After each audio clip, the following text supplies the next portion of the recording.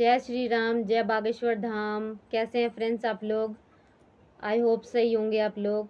तो फ्रेंड्स, ये मेरी शायद दूसरी या तीसरी लॉन्ग वीडियो है, क्योंकि लॉन्ग वीडियो का मुझे ज़्यादा एक्सपीरियंस नहीं है, तो मैं कम ही डालती हूँ, मैं शॉर्ट्स ज़्यादा डालती हूँ। तो फ्रेंड्स, मैं आप लोगों से अपील कर रही हूँ कि मेरे चैनल को थोड़ा ही टाइम बचा है मोनेटाइज होने के लिए, शायद ना भी हो और डिलीट हो जाए। तो मैं आप लोगों से ये रिक्वेस्ट कर रही हूँ कि प्लीज़ मेरे चैनल को सपोर्ट ज़रूर करें। जितने भी मेरे फ्रेंड्स भाई लोग हैं, जो भाई बहन जो हैं, जो मेरा चैनल देखते हैं, तो वो मेरे चैनल को लाइक शेयर एंड सब्सक्राइब ज़रूर कर लीजिए, क्योंकि मैं आप लोगों से और कुछ नहीं बोल रही हूँ कि ये मुझे कुछ दें। बस ये है कि मेरे चैनल को लाइक शेयर एंड सब्सक्राइब ज़रूर करा करें, क्योंकि मुझे आपकी सपोर्ट की बहुत ज़रूरत है, मुझे बहुत हेल्प की ज़रूरत है। इसीलिए मैं ये वीडियो बना रही हूँ। और जैसे कि कल जन्माष्टमी थी, तो जन्माष्टमी में मेरी बेटी ने प्रोग्राम करा था, तो वो आप लोगों को कैसा लगा है, तो उसे कमेंट्स करके ज़रूर मुझे भेजना। और मैं आपको बागेश्वर धाम के बारे में भी जानकारी देती हूँ, क्योंकि मैं जाती रहती हूँ और मेरा खुद वहाँ पर मेरे पति देव का पर्चा बना था।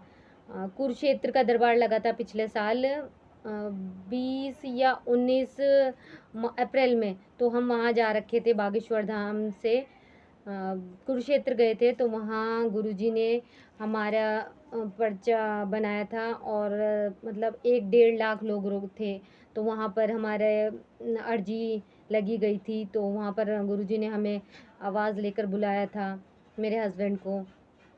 और मतलब कि जब तक हम मंच पे पहुँचे थे, तब तक वो हमारा मतलब हमारे मुंह से शब्द क्या निकलने वाले हैं, वो सारे शब्द वो लिख के पर्चे में बैठे हुए थे। तो ये लगा लो कितनी शक्ति है बागेश्वर धाम में। मतलब जो भी कोई दुख परेशानी कुछ भी होता है, वहाँ एज इट इज़ रोते हुए जाते हैं लोग। मैं खुद देखती हूँ, मैं कम से कम नहीं तो 10 बार जा चुकी हूँ, 10-12 बार जा चुकी हूँ बागेश्वर धाम।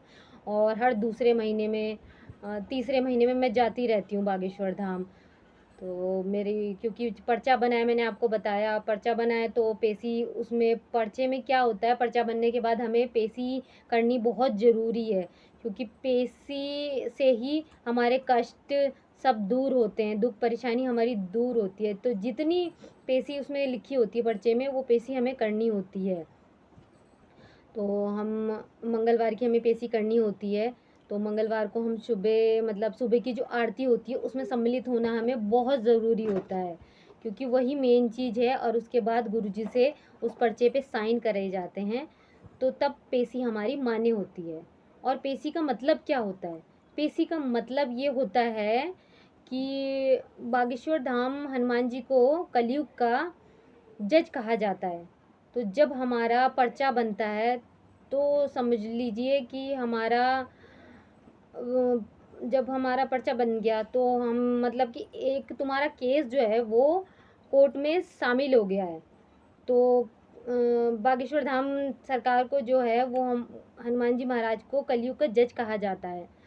तो जब आपका केस चला गया कोर्ट में, तो आपको पेशी के लिए जाना पड़ता है ना, मतलब तारीख के लिए जाना पड़ता है। तो वैसे ही यहाँ पेशी के लिए जाना पड़ता है। जो जो आप पेशी करोगे, तो आपके कष्ट परेशानी दूर होती जाएगी। और जैसे आपकी 21 पेशी जितनी भी गुरुजी ने पेशी दे रखी होती है, तो वो पेशी पूरी हो जाती है, तो आपकी परेशानियों में भी कमियां होने मतलब कमी दूर होने लग जाती है। और 21 पेशी के बाद गुरुजी दोबारा से टोकन देते हैं, फिर से तुम्हारे जो भी समस्या रह गई है या कुछ है आपको और जानना है, तो वो आपको सब गुरुजी फिर से बताते हैं।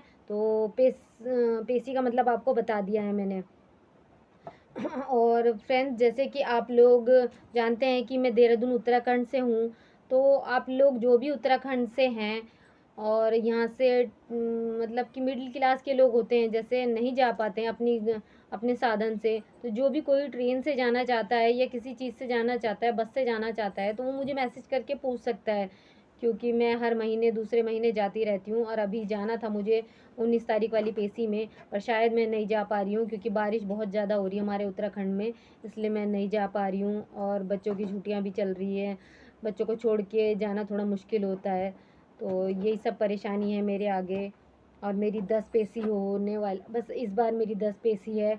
तो आधी परेशानी हमारी शुरू मतलब कि हमें टाइम दिया था गुरुजी ने कि मई महीने के बाद चीज़ें जाकर 2025 में ठीक होंगी। तो अब थोड़ी-थोड़ी चीज़ों में सुधार होता जा रहा है कि जैसे हम पेशियाँ कर रहे हैं, तो वैसे-वैसे सुधार होता जा रहा है।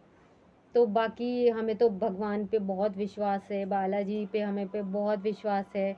वो जो कुछ करेंगे हमने उनके ऊपर छोड़ दिया है, क्योंकि कुछ चीज़ें जो होती हैं ना, हम उनसे बोल लें कि ये हमारे लिए कर दो, वो हमारे लिए कर दो, तो वो ठीक नहीं होता है। हम अगर जो अपनी परेशानी उन बालाजी के आगे, किसी भगवान के आगे जिसे आप मानते हो, उनके आगे रख दिया जाए ना, तो वो भगवान की ज़िम्मेदारी हो जाती है और भगवान नहीं चाहते अपने भक्तों को कष्ट देना। तो मैंने भी अपनी समस्या जो कुछ भी है सन्यासी बाबा के आगे और बालाजी महाराज के आगे सौंप दी है कि जो भी हमारे लिए आपको सही लगे, जो हमारी जीवन रेखा के लिए आपको सही लगे, आप वही करें। क्योंकि ये सब चीज़ें करनी आप ही के हाथ में है, हम मांग नहीं रहे हैं आपसे, आपके ऊपर छोड़ दिया है कि जो आपको ठीक लगे वो आप करो। बस दुनिया समाज के आगे हमारी हंसी ना उड़ाओ बालाजी महाराज। यही सब हमें अपने मन के अंदर बोल के और उनको बालाजी को बोल के हमें यही सब बोलना है। ये सब बोल के शायद हमारी परेशानी बालाजी सुन लें।